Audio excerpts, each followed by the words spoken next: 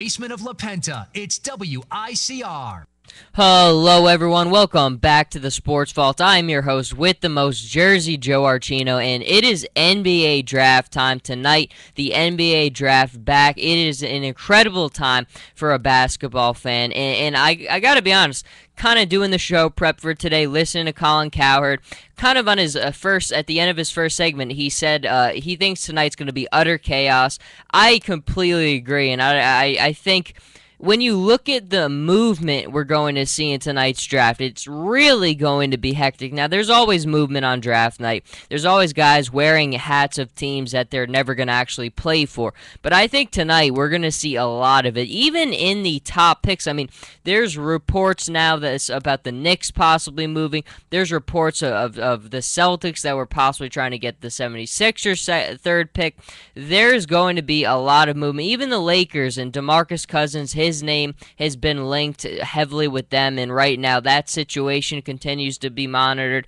The Portland Trailblazers make a trade this morning. Nicholas Batum is gone. It's just insane what's the build up to this draft.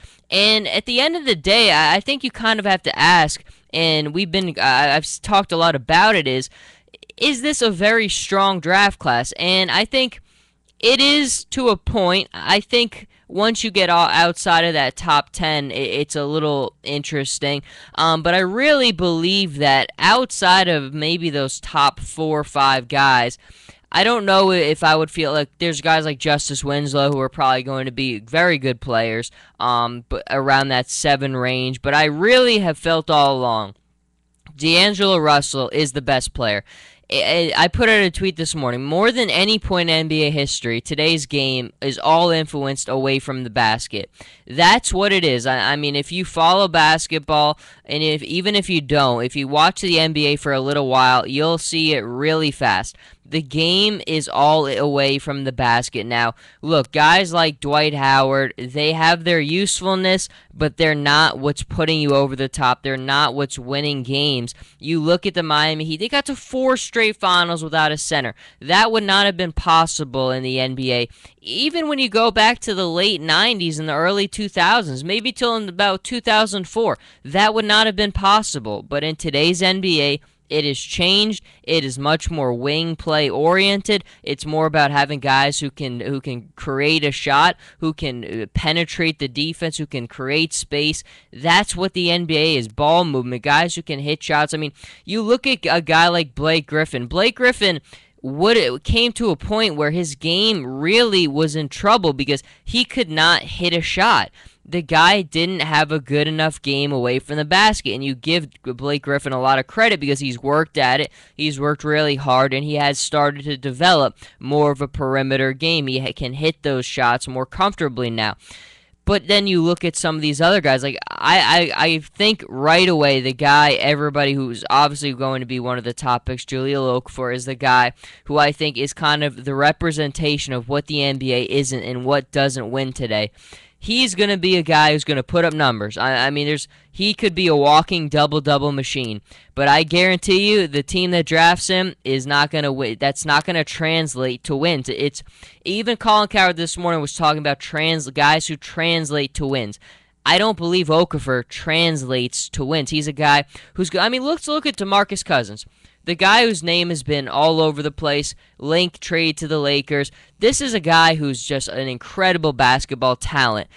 He puts up monster numbers. I mean, for a guy like me who had him as a fantasy player, you really got to follow close. But, I mean, God, he put up just jaw-dropping numbers.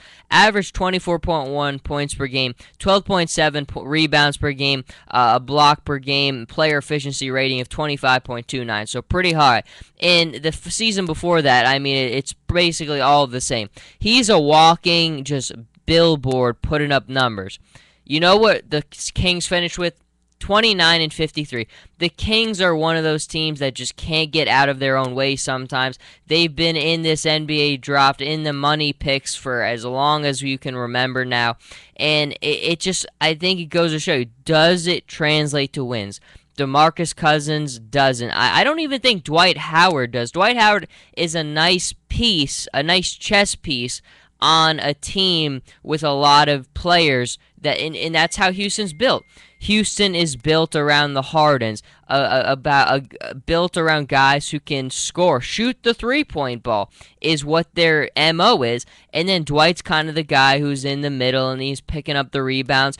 And I just never feel like he's scoring a ton of meaningful points based on the way Houston wants to play. And I think at the end of the day, it's a serious question. If I'm the Lakers now, the Lakers are kind of tough because if this DeMarcus Cousins trade thing is what's in the process of happening right now, that's kind of a different story. But if you're telling me that you're going to take Jahlil Okafor over DeAngelo Russell right now, when you know what the NBA is, you've seen Golden State play. Go ask Jahlil Okafor if he can guard what Golden State's going to throw at you. Not going to happen. The game has changed. You have to put a DeAngelo Russell on a Stephen Curry, on a Klay Thompson. Jahlil Okafor will be lost. He's a liability. He can't shoot free throws. Again, this is a guy who will put up numbers. This is a guy who could be an all-star, and he probably will be. But it's not a guy who translates to wins. I'm not doubting his talent, that he's going to be a good player, but he does not translate to wins. And at the end of the day, if he doesn't translate to wins, what are you doing drafting him? And I think that's why DeAngelo Russell is what wins. That is why DeAngelo Russell is the best player in the draft and the guy that if I'm the Lakers and I don't get this DeMarcus Cousins trade thing to go down, that's what I'm doing. And even that is interesting because, like I said before, even DeMarcus Cousins, does he translate to wins? He puts up huge numbers. He's one of the most dominant players in the league. His team's 29-53. Can't whiff the playoffs. Can't whiff the playoffs for his whole career, basically. I mean, look, he hasn't played that long, but at the same time, it just doesn't translate to wins. In the NBA, that's all it is. Now, KarlAnthony Towns is a different story. He is what big men in the NBA have to do today. He is a guy who will spread the floor. He's a good offensive player. He's a guy who can hit the three-point ball. He's the type of player. But again, you have the Minnesota Timberwolves where, look, I'll believe it when I see it because, I mean, we see a pattern. You look at the last 10 years at all the teams who are picking in these who have positions to draft early. It's the same teams for the most part. I mean, it's the Kings, it's the Timberwolves, it's these teams that just can't get out of their own way sometimes. I mean, it's a little bit rare to see the Lakers up there, but again, every team goes through rough patches. It's the consistency of teams like the Timberwolves and the Kings that are being there. And it's going to be insane just seeing what happens tonight because I think you can basically book it KarlAnthony Towns, number one to the Timberwolves. And I do think that is a good selection because you got to you got to be a little weary based on the Timberwolves' track record, but you've got to be kind of confident based on what they're building. Andrew Wiggins is a player. He's going to be I really think he's going to be a transcendent player just because he's already in one of the best defensive players in the NBA. And his offense is going to continue to get better. He's going to continue to get an NBA body. He's a guy who's going to be an outstanding basketball player. You have a lot of young talent on this team. You're adding another nice piece like Wiggins and Towns. And I think things could start to pick up for them. It's going to still take like 3 years before the Timberwolves can do anything. But I do think based on Wiggins and having a guy like Wiggins is half the battle right there. The Lakers are a big question mark. I mean, I read a lot of reports, even Colin Cowherd. Now, he's got a lot of connections out there in the LA area. So when he gets reports and rumors, I think that he's got pretty good sources. And his source told him that basically Lakers taking Okafor. And I thought it all along. I've listened to Mike Kupchak talk. He's a guy who is kind of, I don't want to say that he's not willing to embrace the new ideas, but I do think he's a guy who is more set in the old NBA ways and the old lines of thinking. So that wasn't really ever a surprise to me, but I certainly thought that a guy like you don't have much longer with Kobe. You're not going to win a title even with what the time Kobe has left. But if you want any realistic expectations, you need a guy like DeAngelo who can keep the ball.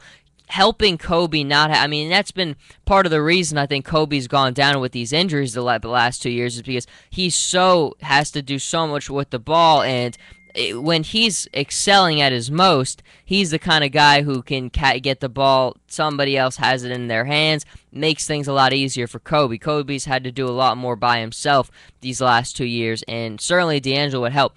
The Sixers are one you have just no idea, and I don't even, when people ask me what are the Sixers going to do, I just roll my eyes, because you don't know.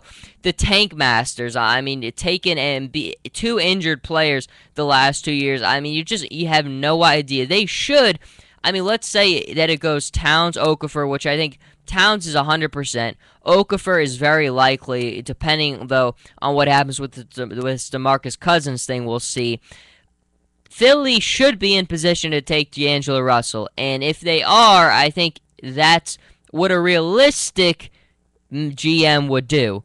But the 76ers, based on their track record, God only knows what they're going to do. But I do think at that point, getting DeAngelo Russell, you're getting the best player in the draft. Now, you have some interesting guys. You have Mario Hezonja and Porzingis, the two foreign players who are kind of stealing the show. A lot of people are loving Porzingis, who think that maybe the Sixers will say. A lot of people I've heard say he has the best offensive skill set in this draft. And I mean, look, nothing against the guys playing outside of the U.S., but there's a drop-off there. There really is.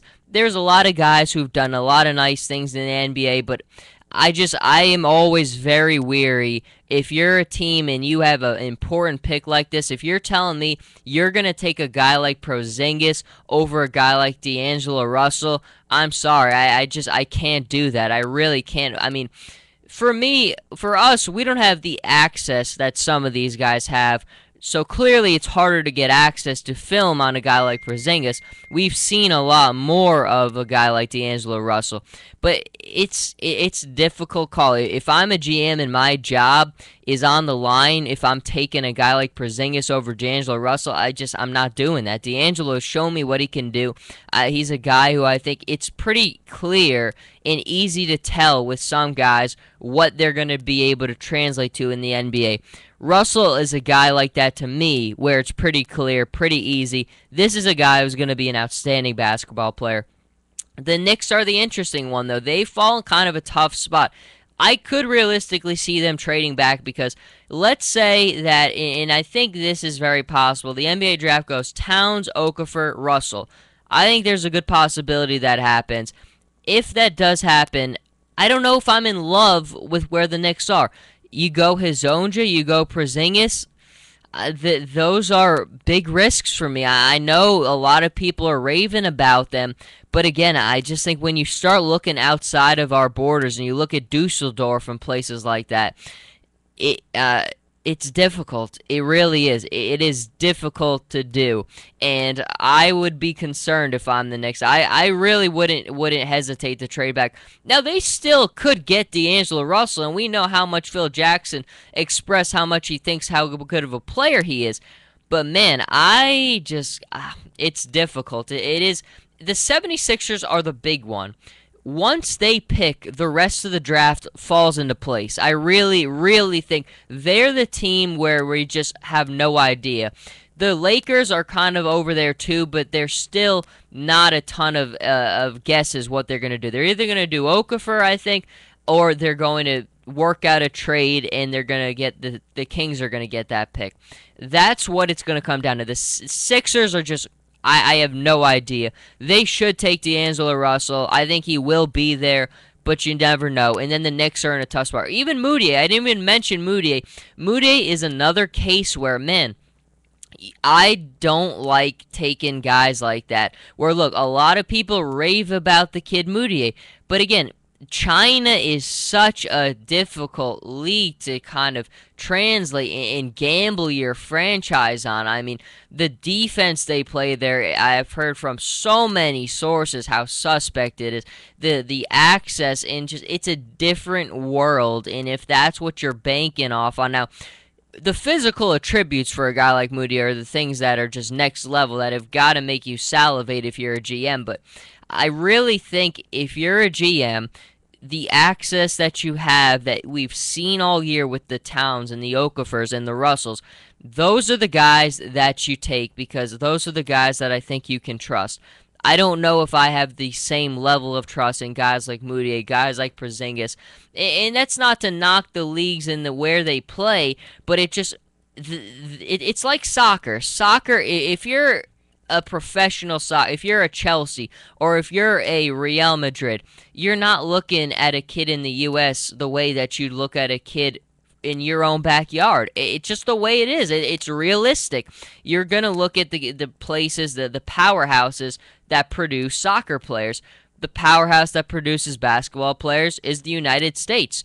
So I'm always going to favor a guy that's coming out of a college in the U.S. than I am a guy who played in China or a guy who played in overseas leagues. That's just the bottom line. That's the way it always is. And look, I think most basketball fans always kind of have that little sense in their gut when you draft a guy, when you hear some of these names from foreign places.